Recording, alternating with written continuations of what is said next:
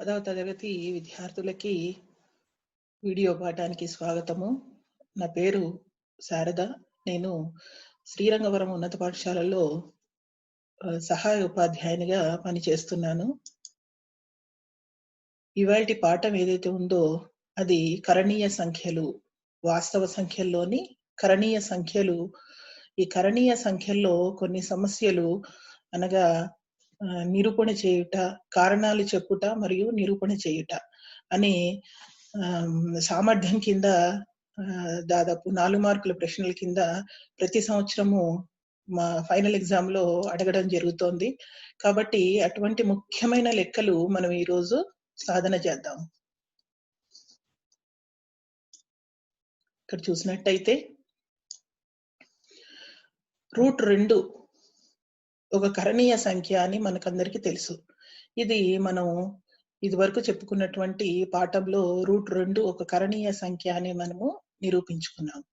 కనుక √2 ఒక కరణీయ సంఖ్య అనేది నిరూపించుము అని ప్రశ్న అడిగినప్పుడు దాన్ని మనము ఏ విధంగా సాధన చేయాలి అన్నది మీకు కూలంకుషంగా వివరిస్తాను. √2 ఒక కరణీయ సంఖ్య.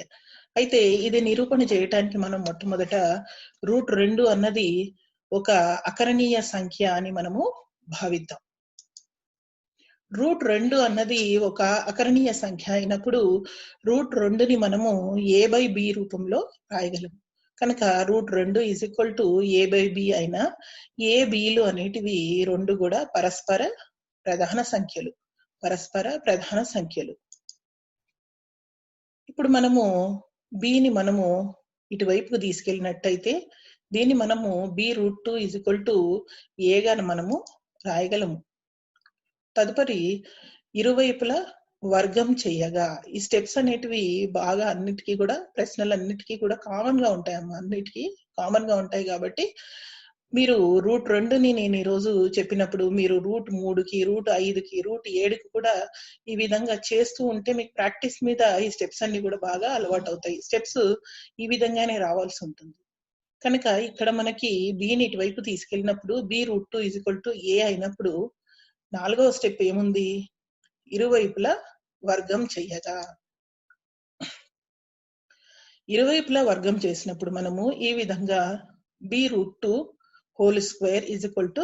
a². ఇక్కడ మనకి ఏమవుతుంది? ఈ రూట్ స్క్వేర్ క్యాన్సిల్ అయిపోయి మనకి 2b² వస్తుంది. 2b² a². కనుక 2ని మనం ఇటువైపు తీసుకొచ్చినప్పుడు ఈ 2 అన్నది a²ని భాగిస్తోంది. భాగిస్తుందా లేదా? 2 అన్నది a²ని భాగిస్తుంది. కనుక ఎప్పుడైతే 2 a²ని భాగిస్తుందో ఆ 2 అన్నది ఏని కూడా ఖచ్చితంగా భాగిస్తుంది. కనుక మనం ఏమనుకుందాం, ఈసారి ఏ యొక్క విలువను 2c అని తీసుకుందాము. c అన్నది ఒక పూర్ణ సంఖ్యగా మనం అనుకొని a = 2c అని తీసుకొని a యొక్క విలువను 2cగా మనము ఈ స్టెప్ లో ప్రతిక్షేపిద్దాం. ఏ స్థానంలో 2c ప్రతిక్షేపించాను గమనించండి.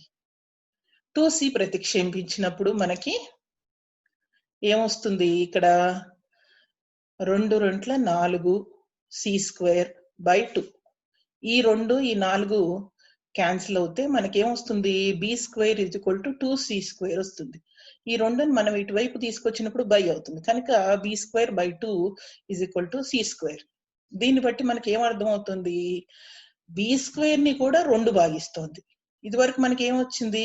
a²ని 2 భాగిస్తుంది కనుక ఏని 2 భాగిస్తుంది అని వచ్చింది. మనం ఇప్పుడు ఈ స్టెప్ లో మనం ఏం నిరూపించగలిగినాం? ఈ 2 అన్నది b²ని కూడా భాగిస్తోంది. b²ని భాగించినప్పుడు అది ఖచ్చితంగా bని కూడా భాగిస్తుంది. కనుక a, bలు రెండింటిని కూడా ఈ 2 అనేది భాగిస్తుంది. ఏని భాగిస్తుంది? bని భాగిస్తుంది. 2 అన్నది ఏని మరియు bని రెండింటిని భాగిస్తుంది. అటువంటప్పుడు ఏదైనా ఒక సంఖ్య ఒకటి కాకుండా మిగతా ఏదైనా ఒక సంఖ్య 2 భిన్న రూపంలో ఉన్నటువంటి 2 అంకెలను భాగించినట్టయితే అవి పరస్పర ప్రధాన సంఖ్యలు కావు. మనకేమొచ్చింది? ఇవి a, bలు అనేటివి 2 కూడా పరస్పర ప్రధాన సంఖ్యలు కాదు అని నిరూపితమైంది. మనకి ఈ విధంగా భావన, మనం అనుకున్నటువంటి భావన, మనం ఏదైతే ఊహించామో, మనం ఏమని తీసుకున్నాము, √2 అన్నది ఒక అకరణీయ సంఖ్య అని తీసుకున్నాం.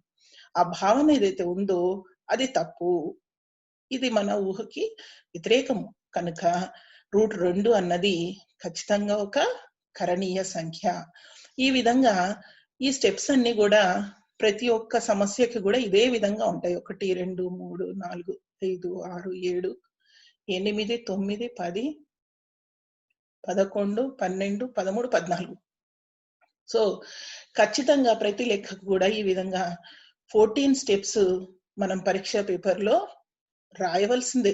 ఆ విధంగా రాసినట్టయితే ఇది ఎట్లా మీకు బాగా ప్రాక్టీస్ అవుతుందంటే, నేను √2కి ఏ విధంగా చెప్పానో అదే విధంగా స్టెప్స్ మీరు √3కు, √5కు, √7కు ఆ విధంగా మీరు ప్రాక్టీస్ చేసినట్టయితే మీకు పర్ఫెక్షన్ వస్తుంది. నెక్స్ట్ ఇంకొక లెక్క ఇది తీసుకున్నట్టయితే ఇది ఒక మోడల్.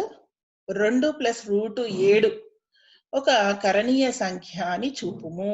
ఇటువంటి ప్రశ్న కూడా మనకి 4 మార్కుల ప్రశ్న కింద అడుగుతారు. దీన్ని మళ్ళా మనం ఏం తీసుకుందాము, వ్యతిరేకం తీసుకుందాం. అది 2 + √7 అన్నది ఒక కరణీయ సంఖ్య కాదు, అది ఒక అకరణీయ సంఖ్య అని మనం తీసుకుందాము.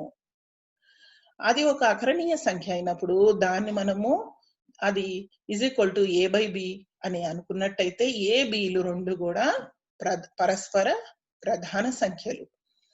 ఇప్పుడు నేను ఇక్కడ ఏం చేశాను, ఈ 2ను ఇటువైపు తీసుకొచ్చిన, అప్పుడు ఇదేమవుతుంది, -2 అవుతుంది. ఏ బిలు రెండు కూడా పూర్ణ సంఖ్యలు. కనుక ఇటువైపు కుడివైపున ఉన్నటువంటి భాగం చూసినట్టయితే a/b -2 అన్నది ఒక అకరణీయ సంఖ్య అయిపోతుంది. ఇవి రెండు పూర్ణ సంఖ్యలు, ఇది ఒక అకరణీయ సంఖ్య అయిపోతుంది. కానీ మనకి ఎడమవైపు ఉన్నటువంటి √7 అన్నది కరణీయ సంఖ్యనా అకరణీయ సంఖ్యనా? ఎస్, అది ఒక కరణీయ సంఖ్య. కానీ మనకి కుడివైపు ఉన్నది అకరణీయ సంఖ్య అని వచ్చింది. కానీ మనకందరికి తెలుసు √7 అన్నది ఒక కరణీయ సంఖ్య. కానీ ఇక్కడ మాత్రం మనకి ఏమొచ్చింది, ఇది అకరణీయ సంఖ్య అయినప్పుడు ఇది కూడా అకరణీయ సంఖ్య అవుతుంది. ఇది మన భావనకు వ్యతిరేకం కదా. మన భావన ఏదైతే ఉందో మనం ఏమని తీసుకున్నాము, 2 + √7 అన్నది ఒక అకరణీయ సంఖ్య అని మనము ఊహించాం. కనుక ఆ ఊహకి ఇక్కడ మనకి ఏమొచ్చింది, వ్యతిరేకత వచ్చింది. కాబట్టి మనము ఏమని చెప్పగలము, √7 అన్నది ఒక కరణీయ సంఖ్య కావున మనం ఏం చెప్పగలము, 2 √7 అన్నది ఒక అకరణీయ సంఖ్య కాదు, అది ఒక కరణీయ సంఖ్య అని మనం చెప్పగలము. ఇక్కడ చూడండి, కానీ √7 అన్నది ఒక కరణీయ సంఖ్య కావున మన భావన ఏదైతే ఉందో 2 + √7 ఒక అకరణీయ సంఖ్య అనే భావన ఏదైతే ఉందో అది తప్పు. కనుక 2 + √7 అన్నది ఒక కరణీయ సంఖ్య. ఇంకొక మోడల్ చూద్దాము. ఇది గమనించినట్టయితే ఇందులో మనకి 2 రూట్లే కనపడుతున్నాయి. సో 3 లెక్కలు చెప్పాను, మూడవ లెక్క చెప్తున్నాను. 3 మాదిరి లెక్కలు. దీంట్లో ఉన్నటువంటి అంకెల్ని మనం 3కు బదులు 2గా మార్చుకోవచ్చు, 7కు బదులు 5గా మార్చుకొని మనము ఇదే టైప్ లో మనము లెక్కలు చాలా ప్రాక్టీస్ చేసినట్టయితే మనకి పర్ఫెక్షన్ వస్తుంది. మనం ఎంత చేసుకున్నా కూడా ఏదో ఒక స్టెప్ మధ్యన మిస్ అవుతుంది, మార్కులు తగ్గిపోతాయి. కాబట్టి మనకి మంచి పర్ఫెక్షన్ రావాలి అంటే మనము బాగా ప్రాక్టీస్ చేయాలి. ఇక్కడ మనకి ప్రతిసారి అనుకున్నట్టుగానే మొట్టమొదటి స్టెప్ మనం ఏం తీసుకోవాలి, √3 + √7 అన్నది ఒక అకరణీయ సంఖ్య అని అనుకుందాం. That is equal to a/b అనుకుందాము. a/bలు రెండు పరస్పర ప్రధాన సంఖ్యలు. చూడండి, స్టెప్స్ అన్ని కూడా కామన్ గా రిపీట్ అవుతున్నాయి. అవే స్టెప్స్ కామన్ గా రిపీట్ అవుతున్నాయి. అవే స్టెప్స్ దాదాపుగా అవి ఒక్కసారిగా మనం పర్ఫెక్ట్ గా నేర్చుకున్నట్టయితే అన్నిటికీ మనం అవే అనుసంధానం చేయవచ్చు. ఇరువైపులా వర్గం చేయగా ఇక్కడ మనకు a+b² అంటే a² + b² + 2ab రూపంలో విడదీసుకున్నాం. అంటే √3² ఏమైపోతుంది, 3 అవుతుంది. √7² 7 అవుతుంది. కనుక 3 + 7 2√3√7గా మనము రాస్తాము. ఇక్కడ 7 + 3 10 అవుతుంది. ఈ 10ని నేను కుడివైపు తీసుకొచ్చినప్పుడు ఈ విధంగా రాస్తాము. తర్వాత ఏం చేశాను, ఈ 2ని ఇటువైపుకు తీసుకొచ్చాను. అప్పుడు ఇదేమవుతుంది, బై అవుతుంది. కనుక కుడివైపు ఉన్నది గమనించండి మీరు. ఎడమవైపు రూట్ ఉంది. మనం ఏం చేస్తున్నాము, ఎడమవైపున రూట్ లో లేనటువంటి పదాలన్నిటిని కూడా కుడివైపుకు తీసుకొస్తున్నాము. ఎడమ వైపుకు మనము రూట్ లో ఉన్నటువంటి అంకెను మాత్రమే ఉంచుతున్నాము. ఇక్కడ చూసినట్టయితే ఏబీలు 2 పూర్ణ సంఖ్యలు. కనుక ఏ ఇదైతే ఉందో ఇది అకరణీయ సంఖ్య అవుతుంది. ఇక్కడ చూడండి, ఇవి 2 పూర్ణ సంఖ్యలు, ఇది అకరణీయ సంఖ్య అవుతుంది. అటువంటప్పుడు ఇది కుడివైపు ఉన్నది అకరణీయ సంఖ్య అయినప్పుడు ఎడమ వైపున కూడా ఖచ్చితంగా ఇది కూడా ఒక అకరణీయ సంఖ్య అవుతుంది. కానీ మీరు చెప్పండి, √21 అన్నది అకరణీయ సంఖ్యనా? కాదు. √21 అన్నది అకరణీయ సంఖ్య కాదు. అది మనకందరికి ఖచ్చితంగా తెలుసు. √21 మనము √7 × 3గా రాసుకోవచ్చు. √7 అన్నది కరణీయ సంఖ్యని, √3 కూడా కరణీయ సంఖ్యని. అటువంటప్పుడు √21 కూడా ఖచ్చితంగా ఒక కరణీయ సంఖ్యని. కావున మనకందరికి తెలుసు √21 అన్నది ఒక కరణీయ సంఖ్య. మన భావన ఏదైతే ఉందో, మొట్టమొదట మనం అనుకున్నాం కదా, ఆ భావన ఏదైతే ఉందో అది తప్పు. కనుక √3 + √7 అన్నది ఒక కరణీయ సంఖ్య. సమర్గమానాల్లోని కొన్ని ముఖ్యమైన 1 మార్కు ప్రశ్నలు. ఇవి log 5⁻125. దీన్ని మనకి సాధించుము అని అడగవచ్చు, లేదా 1 మార్కు ప్రశ్న కింద అడగవచ్చు, లేదా ఫిల్ ఇన్ ద బ్లాంక్స్ కింద దీని యొక్క విలువను అడగవచ్చు. ఇది మనం ఏ విధంగా సాధిస్తామంటే 125ని మనము ఘాత రూపంలో రాసుకోగలగాలి. అంటే 125ని మనం 5⁻3గా రాసుకోవచ్చు. కనుక ఈ సూత్రాన్ని మనం ఇక్కడ దీనికొని ఇక్కడ వాడుకున్నాం. log a⁻n అన్నమాట. ఈ n అన్నది అంటే ఆధారానికి ఘాతాంకం n ఉంటుంది. కనుక ఈ n అన్నది ఈ ముందుకు వచ్చేస్తుంది. ఎక్కడ వస్తుంది, హారంలో వస్తుంది, 1/n రూపంలోకి వస్తుంది. అప్పుడు ఇది ఏమవుతుంది, log a⁻a అవుతుంది. log a యొక్క విలువ 1 కాబట్టి దీని యొక్క జవాబు 1/n. కనుక ఇక్కడ మనకి ఘాతాంకంలో ఉన్నటువంటి 3 అన్నది ముందుకు వచ్చేస్తుంది. 1/3 log 5⁵. కనుక దీని యొక్క విలువ 1 కాబట్టి ఇది 1/3కి సమానము. రెండవది చూడండి, ఇందులో log 1/32⁵. కనుక 32ని కూడా మనము ఘాత రూపంలో రాసుకోగలుగుతాం. అంటే ప్రధాన కారణాంకాల లబ్ధ రూపంలో తీసుకొని ఘాత రూపంలో రాసుకున్నప్పుడు మనకి 2 ఘాతాంకం 5గా రాయొచ్చు. కానీ మీకు అందరికీ తెలుసు 1/a ఘాతాంకం n యొక్క విలువ a ఘాతాంకం -n. కనుక హారంలో ఉన్నదాన్ని మనం లవంలోకి తీసుకొచ్చినప్పుడు ప్లస్ మైనస్ అవుతుంది. కనుక ఇక్కడ మనకి ఏమవుతుంది, 2 ఘాతాంకం -5. మనం ఎందుకు ఈ విధంగా రాస్తున్నామంటే ఇవి 2 సమానం కావడం కోసం ఈ సూత్రాన్ని మనం ఇక్కడ ప్రయోగిద్దాం. -5 అన్నది ముందుకు వచ్చేస్తుంది. ఈ విధంగా log a ఘాతాంకం n యొక్క విలువ n log a కాబట్టి ఇక్కడ -5 అన్నది ముందుకు వచ్చేస్తుంది. log 2⁵2 యొక్క విలువ 1 కదా. కనుక ఇక్కడ మనకి -5 అన్నది జవాబు అవుతుంది. ఇంకొక లెక్క చూద్దాము. 0.001 ఇది మనకి దశాంశ రూపంలో ఉంది. దీన్ని మనం భిన్న రూపంలో రాసుకోగలగాలి. దీని మీద యొక్క అవగాహన మనకి 7వ తరగతిలోనే ఇస్తారు. అంటే దశాంశ రూపంలో ఉన్న దాన్ని భిన్న రూపంలోకి మార్చుట, భిన్న రూపంలో ఉన్న దాన్ని దశాంశ రూపంలోకి మార్చుట అన్నది మనకి ఇక్కడ మనం ఉపయోగిస్తాం. ఇక్కడ మనకి పాయింట్ అన్నది 4 అంకెల తర్వాత ఉంది. దీన్ని మనం భిన్న రూపంలో రాసుకున్నప్పుడు 1/10,000గా రాసుకుంటాం. అంటే 4 సున్నాలు. 4 సున్నాలు ఉన్నాయి కాబట్టి ఘాత రూపంలో రాసుకున్నప్పుడు 10 ఘాతాంకం 4గా రాస్తాము. ఇక్కడ మనము ఇదే సూత్రం వాడదాము. ఇక్కడ ఏ విధంగా అయితే స్టెప్స్ వేసామో అదే విధంగా వేద్దాము.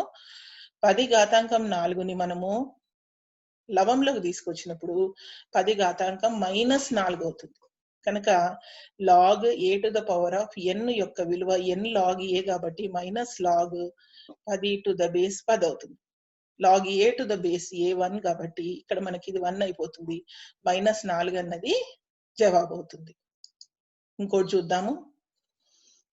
ఇది ప్రతి సందర్భంలో అడగడం జరిగింది ఇటువంటి model. 3 ఘాతాంకం 3 plus log 11 to the base 3 అన్నమాట. ఇదంతా కూడా ఘాతాంకంలోనే ఉంది. ఇది మనం గమనించినట్టయితే ఏ ఘాతాంకం m ప్లస్ n, ఏ ఘాతాంకం m ప్లస్ n యొక్క విలువ ఏమిటి? ఏ ఘాతాంకం m ఇంటూ ఏ ఘాతాంకం n. ఘాతాంకాల మధ్యన ప్లస్ ఉన్నప్పుడు అవి విడిపోయినప్పుడు మధ్యన ఇంటూ వస్తుంది ఈ విధంగా. కనుక 3 ఘాతాంకం 3 into 3 ఘాతాంకం 4 log 11 to the base 3 అన్నమాట. ఇప్పుడు ఇది గమనించినట్టయితే ఇటువైపు ఇది గమనించినట్టయితే ఈ సూత్రం లాగా ఉంది చూడండి. ఇదే విధంగా ఉందా లేదా? n ఘాతాంకము log n to the base a రూపంలో ఉంది. దీని యొక్క విలువ ఏమిటి? n. కనుక దీని యొక్క విలువ ఏమిటి? 11. ఇది 11. కనుక 27 ఇంటూ 11 297. ఇవి ఒక 4 ప్రశ్నలు చెప్పడం జరిగింది. వీటిని ఆధారంగానే మనము మిగిలిన లెక్కలు కూడా మీరందరూ కూడా ప్రయత్నం చేయాలి, ప్రాక్టీస్ చేయాలి. దీంట్లో ఈ అభ్యాసంలో కొన్ని లెక్కలు ఇవ్వడం జరిగింది. ఇవి మనకి ఘాత రూపంలో ఉన్న వీటిని సంవర్గమాన రూపంలోకి మార్చుకోవాలి. ఈ స్లైడ్ ని ఇక్కడ మీరు పాజ్ చేసుకొని ఇవన్నీ కూడా రాసుకొని నోట్ పుస్తకంలో రాసుకొని ఇవన్నీ కూడా సాధన చేయండి. తర్వాత ఈ లెక్క రెండవ లెక్క చూడండి. ఘాత రూపంలోకి మార్చాలి. సంవర్గమాన రూపంలో ఉన్నాయి, ఘాత రూపంలోకి మార్చాలి. తర్వాత వీటిని సాధించాలి. ఇవన్నీ కూడా ఇప్పుడు 4 ప్రశ్నలు ఏ విధంగా చేయాలో నేను మీకు చూపించాను. ఇవన్నీ కూడా ఖచ్చితంగా చేయాలి. ఇవన్నీ కూడా చాలా ముఖ్యమైనటువంటి ప్రశ్నలు. కనుక ఈ ప్రశ్నలన్నీ కూడా మీరు సాధన చేస్తే ఈ సంవర్గమానాలు అనేది చాలా సులభమైన అధ్యాయం. ఇక్కడతోని ఈ రోజుటి పాఠము ఇక్కడతోని ముగుస్తుంది. కాబట్టి మీరందరూ కూడా బాగా ప్రాక్టీస్ చేయండి అమ్మా.